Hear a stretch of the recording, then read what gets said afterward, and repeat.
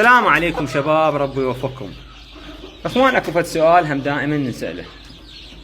البيض يطلع اليوم وباكر يطلع قسم وعقبه يطلع قسم، وطلع نص البيض والنص الثاني ما طلع بعد تأخر. شنو السبب وليش قاعد يصير عندنا هيك؟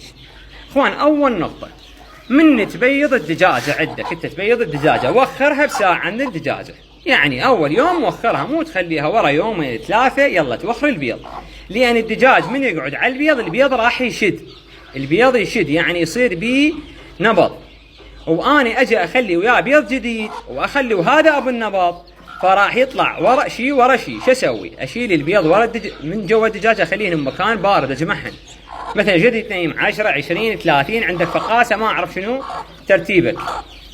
ايش راح تسوي؟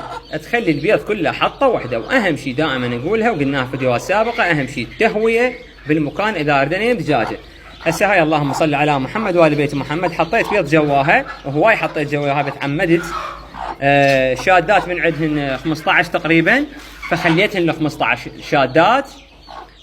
صلوات على محمد. البارحه يعني بالليل ودا يفقسن، اليوم كلهن كملا، كلهن طلعن، صلوات على محمد وال بيت محمد، كلهن طلعن، والفضل من يوم رب العالمين.